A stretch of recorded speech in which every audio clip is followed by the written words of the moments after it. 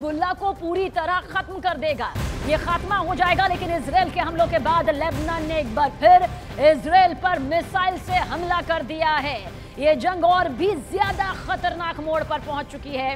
हालांकि इजराइल की सेना ने मिसाइल को मार गिराने का बड़ा दावा किया। उधर इस हमलों को लेकर हिजबुल्लाह की तरफ से भी बयान जारी कर दिया गया, जिसमें दावा किया गया कि हिजबुल्लाह ने इजराइल पर जो मिसाइल अटैक किया था वो उसने तेल अवीव में मोसाद के हेडक्वार्टर को निशाना बनाने के लिए किया था। मोसाद यानी कि इजराइल की खुफिया एजेंसी, जिसमें बैलिस्टिक मिसाइल का इस्तेमाल किया गया था। ये दावा जो है वो किया जा रहा है हिजबुल्लाह की तरफ से, क्योंकि हिजबुल्लाह बौखलाया हुआ है। एक के बाद एक हिजबुल्लाह पर जो अटैक हो रहे हैं, उसके लड़ाकों का जो खात्मा हो रहा है इजरायली सैनिकों के जरिए, उसके बाद गुस्सा चरम पर है।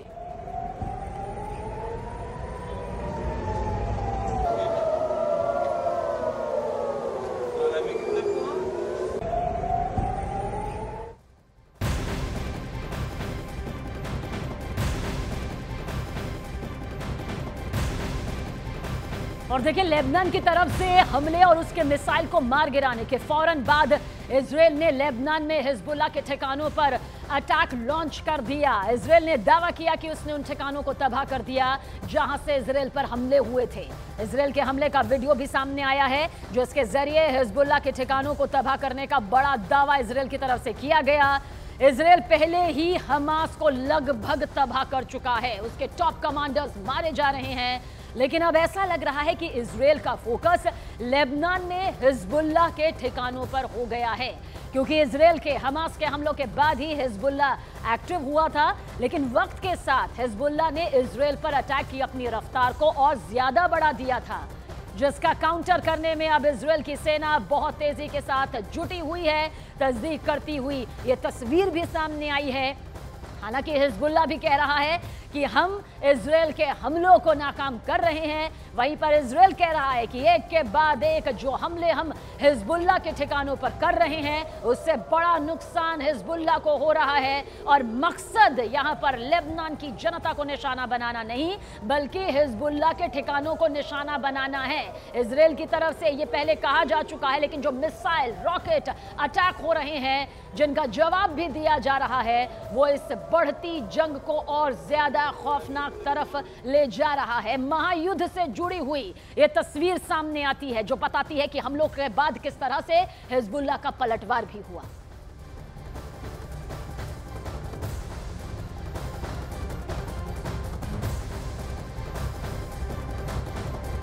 और देखिए, लेबनान पर इजराइल के हमलों की चर्चा इस वक्त पूरी दुनिया में, पूरे विश्व में हो रही है। और खबर यह है कि इन हमलों में 500 से ज्यादा लोगों की जान जा चुकी है, मौत के घाट वो उतारे जा चुके हैं। जबकि हिजबुल्लाह के सीनियर कमांडर इब्राहिम कुवैसी की मौत की खबर भी यहां पर सामने आ रही है।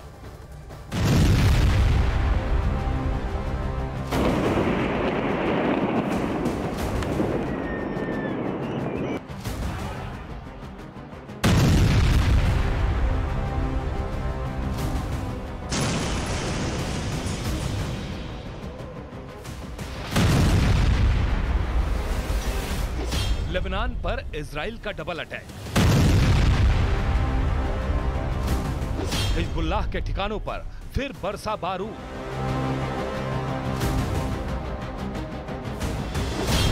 टॉप कमांडर इब्राहिम कुवैसी भी ढेर। लेबनान की धरती पर इजराइल की सेना कहर बनकर टूट रही है। हिजबुल्लाह के एक एक ठिकाने को टारगेट किया जा रहा है। जहां जहां हिजबुल्लाह के लड़ाके छिपे हुए हैं, वहां वहां इजराइल की सेना उन्हें टारगेट कर रही है। इजराइल की खुफिया एजेंसी के डायरेक्शन में चल रहा यह ऑपरेशन अब इस कदर घातक रूप ले चुका है कि हिजबुल्लाह पूरी तरह तबाह होने की कगार पर पहुंच गया है। ऐसा इसलिए भी है क्योंकि इजराइल की सेना अब सीधे सीधे हिजबुल्लाह के उन बड़े लोगों को निशाना बना रही है, जिन्हें जंग के मोर्चों का मास्टरमाइंड माना जाता है।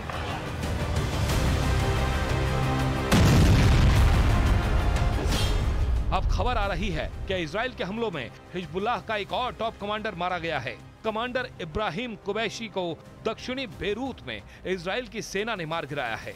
बताया गया कि इब्राहिम कुबैसी इजराइल की आंखों में बीते 24 साल से चुभ रहा था। इजराइल का दावा है कि जिस इब्राहिम कुबैसी को ढेर किया गया है वो इजराइल पर कई हवाई हमलों का जिम्मेदार था। साल 2000 में इब्राहिम कुबैसी ने इजराइल के 3 सैनिकों का अपहरण करने के बाद उनकी बेरहमी से हत्या कर दी थी। जानकारी के मुताबिक इब्राहिम कुबैसी हिजबुल्लाह की मिसाइल फोर्स की अगुवाई करता था।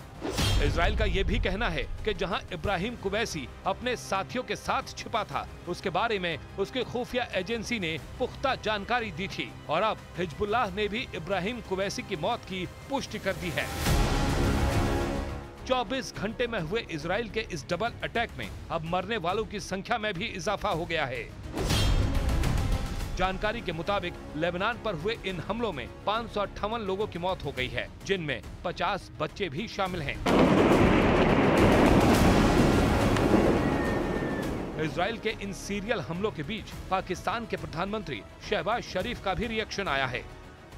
The recent attack launched in Beirut is nothing but a ploy to expand this war theater, which will be catastrophic for this peace-loving world, and I think we must all condemn this act on the part of Israelis with fullest force, because this is nothing but to expand this war beyond Middle East, which will be very, very serious for this world and have grave consequences. How to find a solution to this crisis?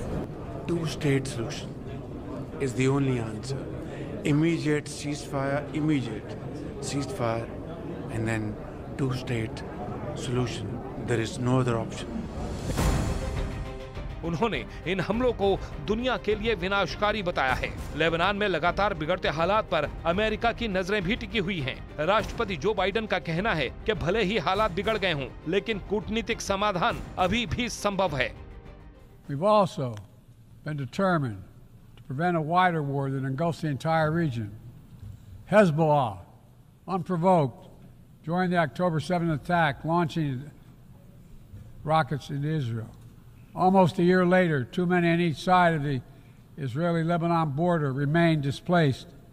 A full-scale war is not in anyone's interest. Even if the situation has escalated, a diplomatic solution is still possible. In fact, it remains the only path to lasting security to allow the residents from both countries to return to their homes and the border safely. And that's what we're working tirelessly to achieve.